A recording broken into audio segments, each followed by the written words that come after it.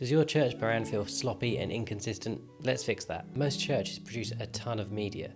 Social posts, slide decks, kids materials, youth materials. There's so much that's getting made each week. But if you step back and look at it all, it often doesn't feel very connected. Different fonts, different colours, different tones, different images. And it's not that each individual thing is bad, they might be quite nice, but often they don't look like they belong together. And that can create a problem that most leaders don't notice. Visitors don't experience your church in just one place. They experience it in lots of little fragments. Perhaps a flyer handed to them at the school gate, or a social media post they see online. Perhaps they visit and see a banner outside, or maybe a flyer as they walk through the door. Their brain is trying to piece it all together. Does this look like it's coming from the same church? And more subtly, they're trying to work out whether this is a place they could belong. The problem is that subconsciously, inconsistency across these things can create a lack of trust or communicate the wrong message.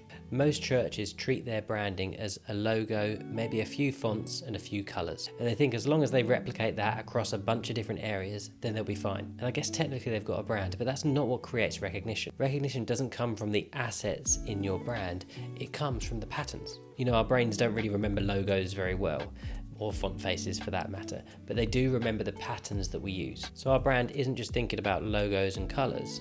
Instead, we have to think a bit more broadly. Are all our photos treated in a similar way? Are we using particular textures or shapes to draw everything together? Do we want a clean look, or perhaps a warmer, maybe a bit busier look? Do we use lots of text, or maybe not much text at all? Are we a bold church, or are we a bit more understated? Even things like how big your headline is and how much space you use on your printed materials can make a difference. It all goes into building a pattern that people can recognize. And subconsciously, it builds a feeling about who you are. And that brings us to what really matters. Because if in real life your church is warm, child-friendly, very relaxed, then it will create a mismatch if I go on your website and it's very minimalist and clean and buttoned up. So good branding isn't about making things look nicer. It's about making things that represent your church and feel consistent. So that whether someone sees your kids' content, your youth content, or social media during the week, it all feels like it comes from the same place. Because when everything looks different, it doesn't just look messy, it becomes harder to recognize and harder to remember.